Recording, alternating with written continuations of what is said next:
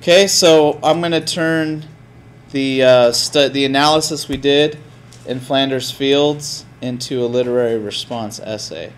So I usually start off with the introduction. So in the poem, quote, in Flanders Field, quotation mark, by John McCrae. Did I spell it right? Yes. Okay. The theme, oh wait, no, he uses figurative language to express the theme that, I'll put it in quotes, war, what did I say? Brings? War only brings death. War only brings death. Okay. He uses both personification and metaphors to do this. Okay, first body paragraph. McCrae uses metaphors. I misspelt it, I know. Where's my cursor? In his poem. For example, what's the quote I used? We are the dead. In line, what was the line? 6. For example, in line 6,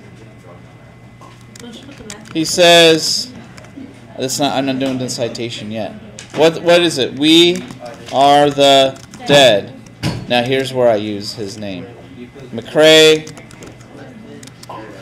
line 6. Period.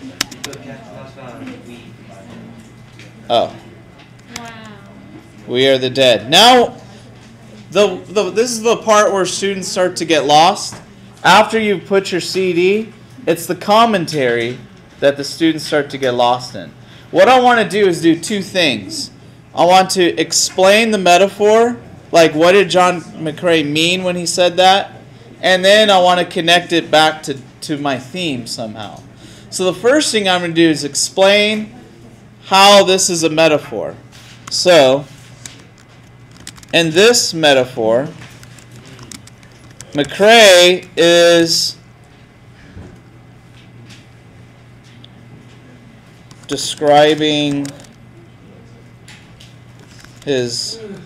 him and his men as being dead.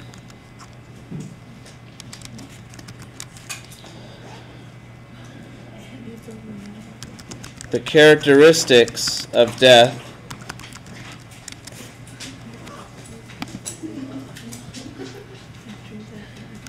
such as being silent, and some other characteristics of dead. Silent and still are describing the state they are currently in as they are buried in Flanders Field. So basically, do you see what I've done right here? Yes. I explained the metaphor. So I'm showing the reader that I know what a metaphor is. Look, here's one, and let me show you how it's being used. Okay?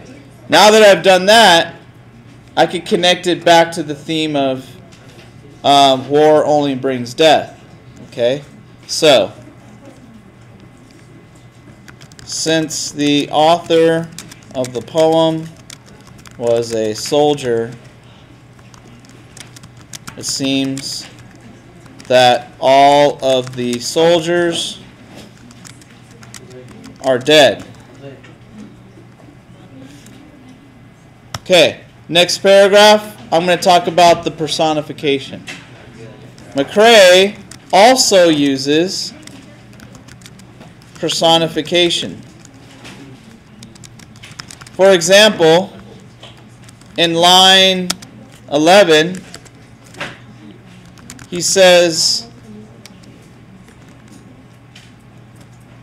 I might change the word says. What line did we use? Failing hands? Failing hands is 11. Failing hands. Now, instead of says, he's actually describing, right? He describes the idea of dying into the phrase failing hands.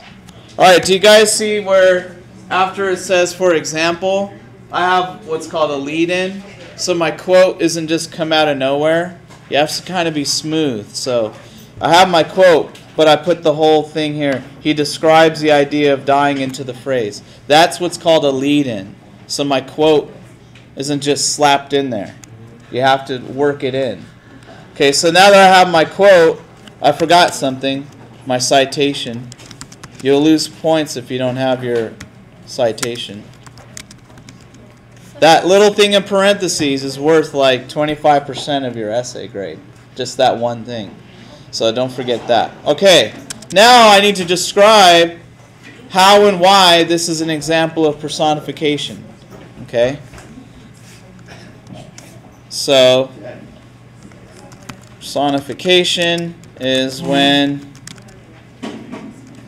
you apply human qualities to an inanimate object.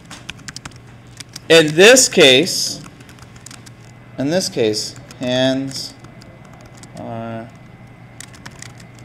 an object.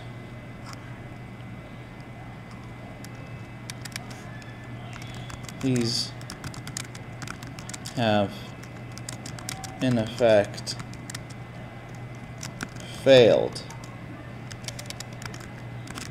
What he means is that the soldiers have worked hard with their hands, firing rifles, throwing grenades,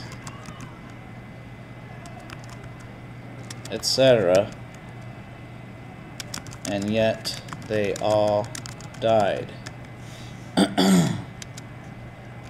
This emphasizes the theme